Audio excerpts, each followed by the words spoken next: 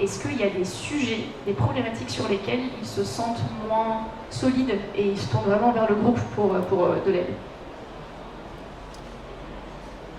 Pour chaque franchisé, 1 euro investi égale retour sur investissement.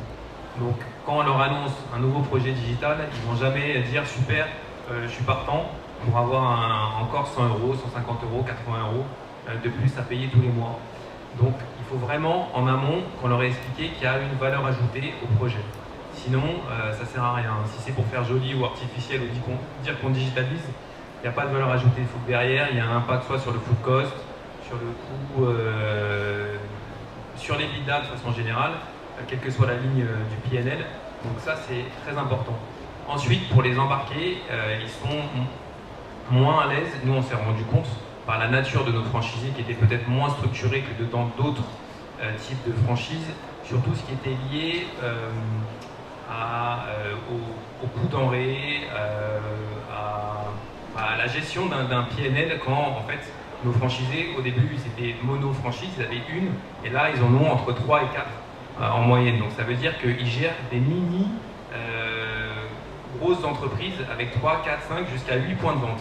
Donc à leur niveau, il faut qu'ils aient une structure pour pouvoir s'organiser et c'est pour ça que ces outils-là sont fondamentaux pour qu'ils puissent challenger chaque manager, qu'ils puissent comparer les performances de leur restaurant sans y aller un peu à l'aveugle ou au doigt mouillé. Donc c'est pour ça que on les accompagne et ce qui fait le succès des outils digitaux, c'est pas le fait que nous on les rende obligatoires, c'est le bouche à oreille.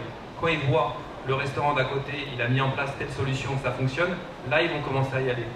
Donc ça veut dire que c'est vraiment dans tous les prestataires que je vois ici, ce qui fait le succès, c'est pas le nom, c'est vraiment le bouche à oreille et le fait que c'est réussi chez le concurrent, chez le voisin, qui va faire que ça va embarquer les restaurants.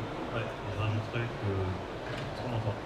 Oui. Je rajouterais qu'il peut y avoir aussi un antagonisme assez naturel finalement entre la tête de réseau et bien souvent les franchises. Donc la tête de réseau, je vais schématiser, qui a besoin d'un outil complexe, puissant, qui permet de gérer tous les référentiels, d'avoir de la data, et après, en fait, sur le point de vente, d'avoir de la simplicité.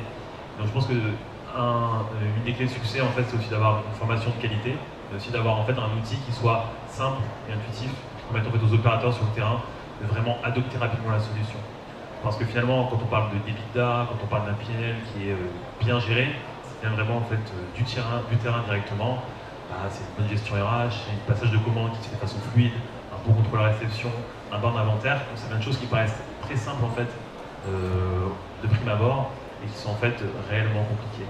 Donc impliquer les franchisés avec une bonne phase ambassadeur, réaliser une bonne phase de formation et leur permettre de dégager de la valeur sur le terrain, c'est quelque chose de clé. Parfois mettre ça plus en valeur, ou en tout cas comme première valeur, c'est important, versus peut-être le gain qu'on peut avoir au siège. Toujours privilégier les franchisés et le terrain, parce que c'est de là que vient la performance du réseau. Et Benjamin? Non, c'est important ce qu'il dit Arthur en fait, parce que j'imagine le travail que c'est de passer 370 restos quand on change de prestataire. C'est aussi pour ça que moi j'ai l'expérience d'avant aussi, où je gérais un réseau, on est passé de 1 à 30 en moins de 2 ans. C'est hyper compliqué et c'est pour ça que quand je suis arrivé chez Naminobi, la première chose que je me suis dit c'est il faut que je mette tout de suite les outils en place. Comme ça, quand je viens de développer, le but c'est de trouver les bons outils, à date ça va, et c'est de se dire voilà, on se développe avec les outils déjà en place. Nous, ils sont imposés les outils, franchisés, mais en toute transparence. Et c'est effectivement, Arthur a raison, c'est de leur expliquer le ROI derrière. En fait, c'est ça qui est important. Comme il dit, un franchisé qui investit 1 euro, il veut comprendre pourquoi il investit 1 euro. Et c'est vraiment de lui expliquer, et c'est là-dessus aussi c'est votre rôle qui est très bien fait.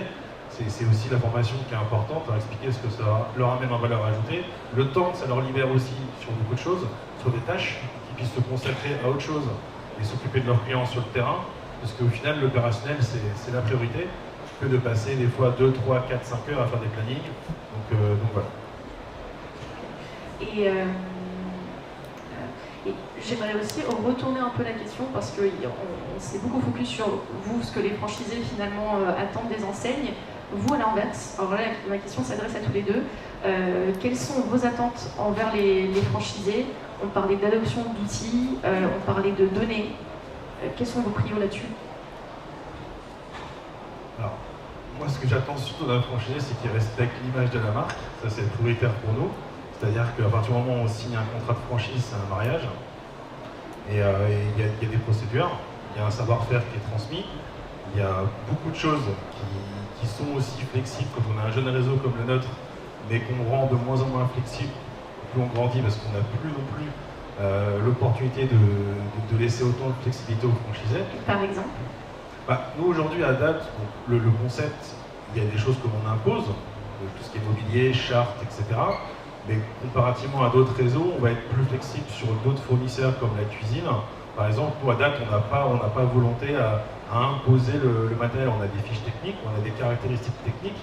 Mais je sais que nous, à date, sur Nobinobi, sur les 6 qu'on a fait l'année dernière, j'ai 5 fournisseurs de cuisine différents.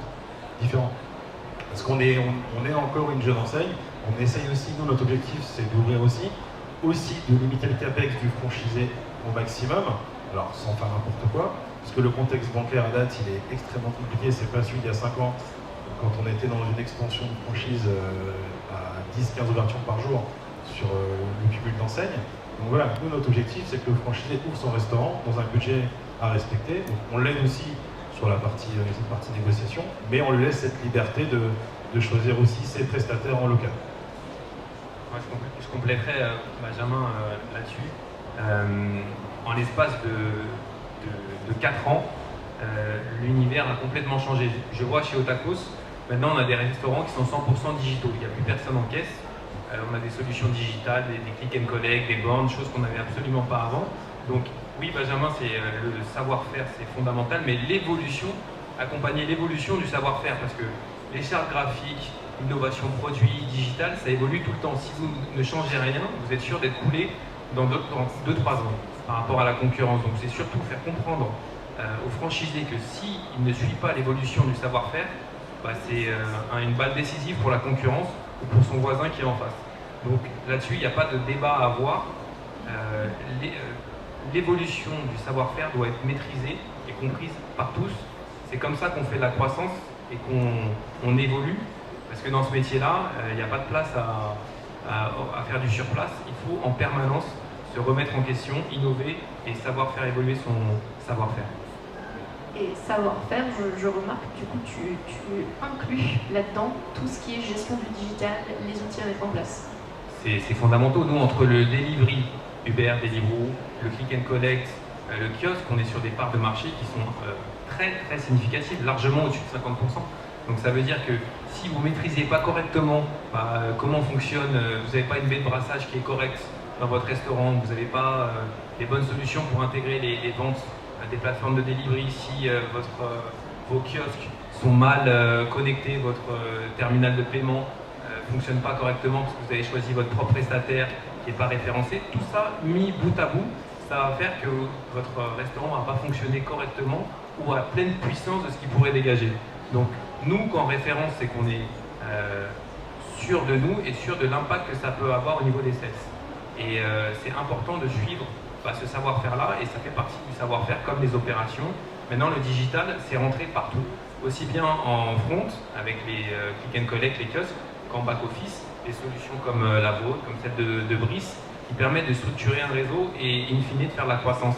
Sans ça, on ne peut pas développer le modèle et faire de la croissance.